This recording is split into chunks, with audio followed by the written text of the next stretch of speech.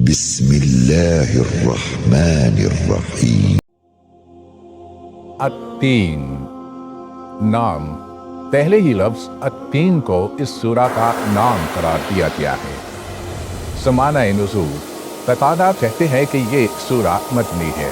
ابن عباس رضی اللہ عنہ سے دو قول منقول ہیں، ایک یہ کہ یہ مکی ہے اور دوسرا یہ کہ مدنی ہے، لیکن جمہور علماء اسے مکی ہی قرار دیتے ہیں، اور اس کے مکی ہونے کی کھلی ہوئی علامت یہ ہے کہ اس میں شہر مکہ کے لیے ھذا البلد الامین، یہ پرامن شہر کے الفاظ استعمال کیے گئے ہیں۔ ظاہر ہے کہ اگر اس کا نزول مدینے میں ہوا ہوتا تو مکہ کے لیے یہ شہر کہنا صحیح نہیں ہو سکتا تھا۔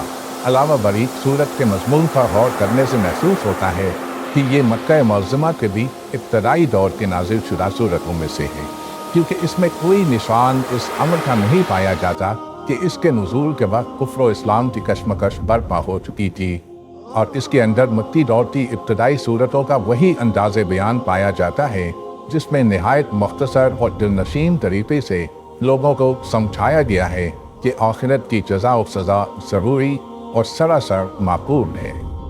موضوع اور مضمون، اس کا موضوع ہے جزا و سزا کا اثبات۔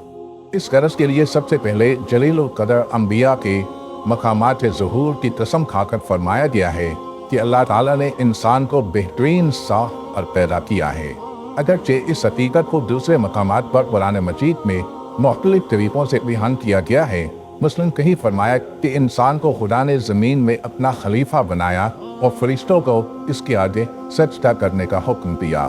البقرہ 30-34، الانعام 165، الاعراف 11، الحجر 28 اور 29، النمل 62، سواد 71-73۔ یہی فرمایا کہ انسان اس امانت الہی کا حامل ہوا ہے جسے اٹھانے کی طاقت زمین و آسمان اور پہاڑوں میں بھی نہ تھی۔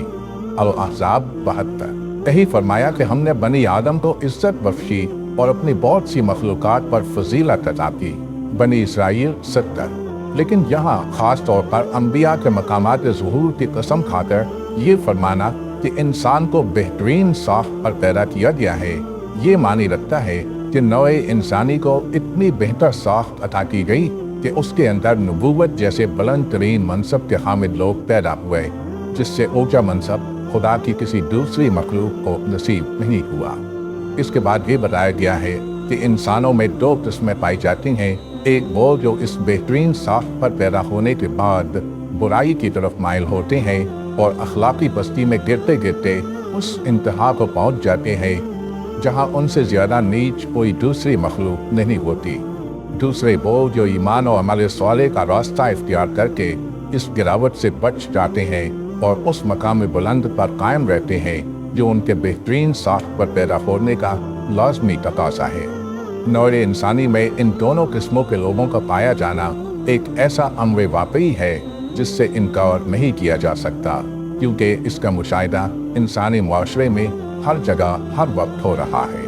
آخر میں اس امر واقعی سے یہ استدلال کیا گیا ہے کہ جب انسانوں میں یہ دو الگ الگ اور ایک دوسرے سے قطعی مختلف قسمیں پائی جاتی ہیں تو پھر جزائے اعمال کا کیسے انکار کیا جا سکتا ہے؟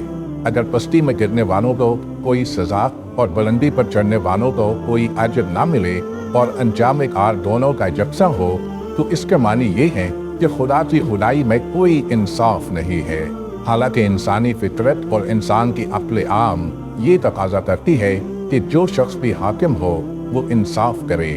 پھر یہ کیسے تصور کیا جا سکتا ہے کہ اللہ جو سب حاکموں سے بڑا حاکم ہے وہ انصاف نہیں کرے گا؟